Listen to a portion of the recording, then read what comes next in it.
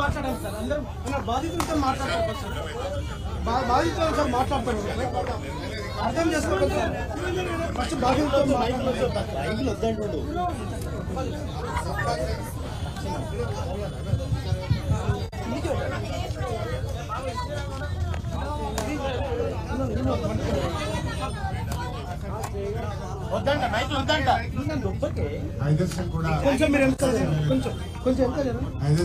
అక్క చెల్లెలకు అన్నదమ్ములకు మిత్రులు కార్తీక్ రెడ్డి గారికి దీపావళి శుభాకాంక్షలు. హ్యాపీ దీపావళి. ఈ హైదర్శ కోటకు ఆ రోజు మీరందరూ కూడా తెలంగాణ భవన్ వచ్చి అన్న మీరు మాకు అండగా ఉండాలి అని హైదర్శ కోట అక్క చెల్లెలు అన్నదమ్ములందరూ కూడా మా దగ్గరకు వచ్చి ఆ రోజు మీరందరూ కూడా కోరితే కష్టాల్లో ఉన్నప్పుడు మీకు అండగా ఉన్నది బీఆర్ఎస్ పార్టీ, మా తమ్ముడు కార్తీక్ రెడ్డి గారు.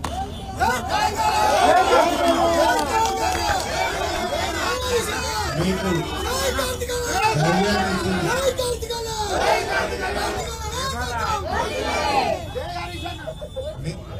మీకు ధైర్యాన్ని ఇచ్చింది, మీకు కొండంత అండగా ఉన్నది బీఆర్ఎస్ ప్రభుత్వం. అంటే ఒక ప్రభుత్వం అనేది ప్రజలను కంటికి రెప్పలాగా కాపాడుకోవాలి. దురదృష్టమైన రేవంత్ రెడ్డి గారి ప్రభుత్వం ప్రజలకు కంటి మీద కునుకు లేకుండా చేశారు. కంటికి రెప్పలాగా ఉండి ప్రజలకు ధైర్యాన్ని ఇచ్చి ప్రజలకు మార్గదర్శకంగా ఉండాల్సిన ప్రభుత్వం ఎప్పుడు ఎవరి మీద పడుతుందో, ఎప్పుడు ఎవరి ఇల్లు కూలుస్తారో తెలియకుండా అడ్డగోలు నిర్ణయాలతోని ప్రజలు ఉసురు పోసుకున్న పరిస్థితి వచ్చింది. అభివృద్ధి అనేటువంటిది పేదల పాలిట బతుకుల్ని సిరిమే విధంగా, పేదల బతుకులు ఆగం చేసే విధంగా ఉండకూడదు కదా. నిజంగా మీరందరూ కూడా ఒక్కొక్క రూపాయి కూడగట్టుకొని బ్యాంకుల్లో అప్పు తెచ్చి ఎంతో కష్టపడి ఇల్లు కట్టుకున్నారు. ఆ కష్టం మీకు తెలుస్తుంది. అడ్డదారులు అందరం ఎక్కిన రేవంత్ రెడ్డికి అర్థం కాదు కదా. ఇప్పుడు చిరు ఉద్యోగులు, చిన్న ఉద్యోగులు, రిటైర్డ్ ఉద్యోగులు, ప్రభుత్వ ఉద్యోగులు, ప్రైవేట్ ఉద్యోగులు ఒక్కొక్క పైసా ఖర్చు పెట్టి జీవితం అంతా కూడా కష్టపడి ఒక ఇల్లు నిర్మించుకుంటారు. నువ్వు మూసీ పేరిట ఎవరికో పెద్దోళ్ల సంతోషం కోసమో, బడా బడా పారిశ్రామికవేత్తల కోసమో పేదల బతుకులు కూర్చే హక్కు నీకు లేదు. ఇక రేవంత్ రెడ్డి గారు ప్రభుత్వం వచ్చినాక ఏం జరిగింది రాష్ట్రంలో మీ అందరికీ తెలుసు. కేసీఆర్ గారు ఏ రోజు కూడా పేదల్ని ఇబ్బంది పెట్టలేదు.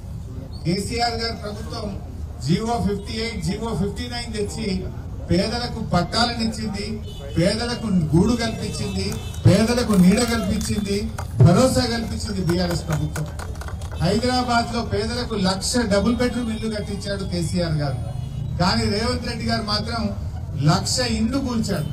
ఈయన కట్టింది ఒక్క ఇల్లు లేదు హైదరాబాద్ లో. రేవంత్ రెడ్డి గారు ఒక ఇల్లు కట్టింది లేదు, ఒక ఫ్లైఓవర్ కట్టింది లేదు.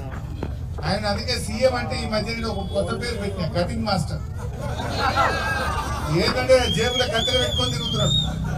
కేసీఆర్ ప్రభుత్వం కట్టిన ఫ్లైఓవర్లకు రిబ్బన్లు కత్తిరించుడు, కేసీఆర్ గారు కట్టిన దవాఖానలకు రిబ్బన్లు కత్తిరించుడు, కేసీఆర్ ప్రభుత్వం చేసిన రోడ్లకు రిబ్బన్లు కత్తిరించుడు. ఈయన వచ్చినాక ఒక భవనం కట్టింది లేదు, ఒక దవాఖాన కట్టింది లేదు, పేదలకు ఒక ఇల్లు కట్టింది లేదు.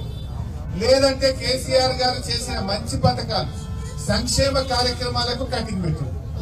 లైక్ పొద్దున్నే సీఎం బ్రేక్ఫాస్ట్ అని ప్రభుత్వ పాఠశాలల్లో బ్రేక్ఫాస్ట్ పెట్టే కార్యక్రమం కేసీఆర్ గారు పెడితే ఆ పథకానికి కటింగ్ పెట్టిండు. కేసీఆర్ కిట్ న్యూట్రిషన్ పథకానికి కటింగ్ పెట్టిండు. బతుకమ్మ దసరా పండుగకు చీరలు ఇచ్చే పథకానికి కటింగ్ పెట్టిండు. సో పేదల పథకాలకు కటింగ్ పెట్టిండు. లేదా కేసీఆర్ గారు కట్టిన ఫ్లైఓవర్లకు, భవనాలకు, దవాఖానాలకు రిబ్బన్లు కత్తిరించిండు. అంతకు మించి నువ్వు చేసింది ఏంది?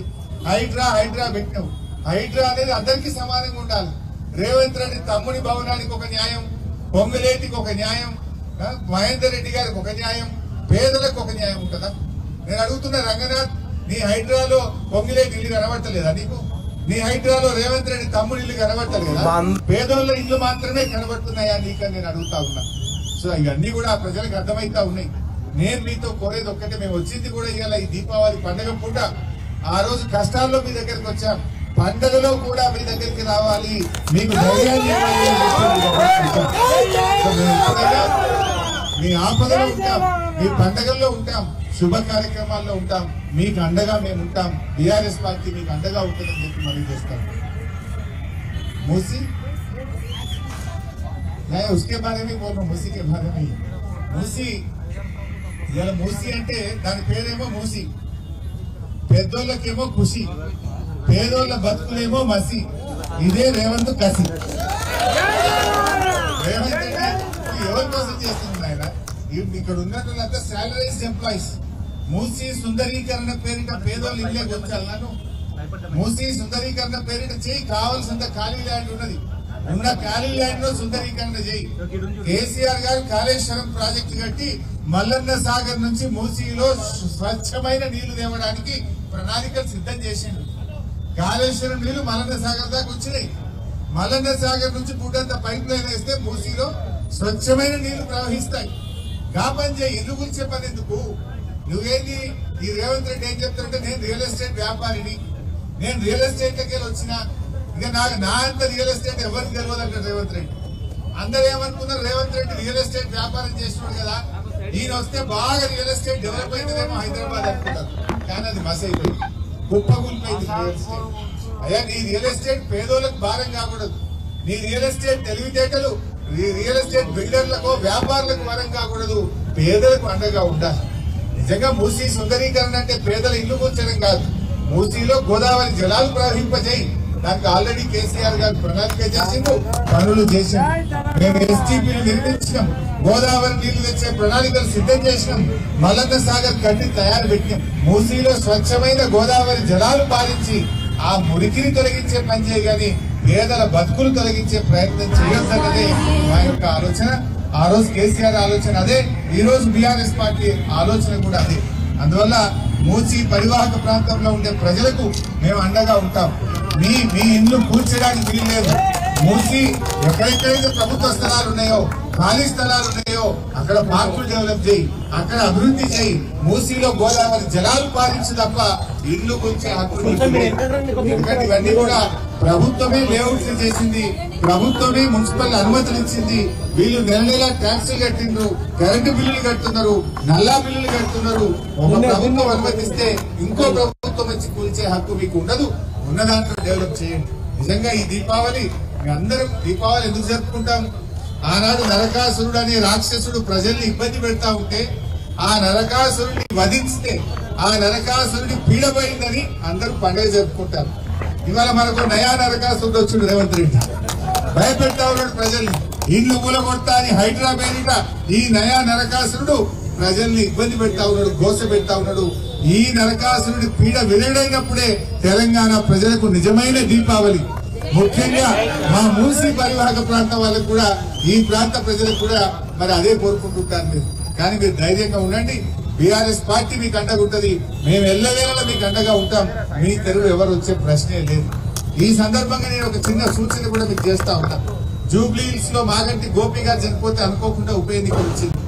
దయచేసి అక్కడ కూడా మీ బంధువులు ఉంటారు, మిత్రులు ఉంటారు, మిమ్మల్ని మీ ఇంటికి నంబర్లు వేసి నిద్రలు లేని రాత్రులు ఎలా గడిపే విధంగా ఈ రేవంత్ రెడ్డి ప్రభుత్వం చేసిందో అక్కడ జూబ్లీ హిల్స్ ప్రజలకు కూడా వివరించండి. తప్పిపోయి రేవంత్ రెడ్డి గారు కాంగ్రెస్ పార్టీ గెలిస్తే ఏమంటాడు, నేను ఇల్లు కూలగొట్టినా నాకు ఓట్లేసిండ్రు, హైడ్రా పెట్టినా నాకు ఓట్లేసిండ్రు, నేను బరాబర్ కూలగొట్టాను అన్నాడు. అదే అంటే ఈ హైడ్రా ఆగాలంటే, పేదల ఇల్లు కూర్చడం ఆగాలంటే జూబ్లీ హిల్స్ లో కాంగ్రెస్ పార్టీని ఓడిస్తేనే ఆ నీకు జ్ఞానోదయం అవుతుంది. మా హైదర్ షా కోట వాళ్ళందరికీ కూడా కొనేది, చాలా మంది ఫ్రెండ్స్ ఉంటారు, నైబర్స్ ఉంటారు, రిలేటివ్స్ ఉంటారు, అందరికీ చెప్పండి. మీకు ఎలా నిద్రలేని రాత్రులు గడిపే విధంగా ఈ కాంగ్రెస్ మిమ్మల్ని ఇబ్బంది పెట్టిందో ఆ జూబ్లీ హిల్స్ ప్రజలకు కూడా వివరించండి. చేతనైనంత వరకు ఒక 2 ఫోన్ కాల్ చేయండి, 2 సండేలు పోయిరండి, అక్కడ ప్రజలకు వివరించండి. మరి ఈ కాంగ్రెస్ గుణపాఠం చెప్పే విధంగా మీరందరూ కూడా పూనుకోవాలని చెప్పి హైదర్ షా కోట ప్రజలందరినీ కూడా కోరుకుంటూ once again wish you happy Diwali.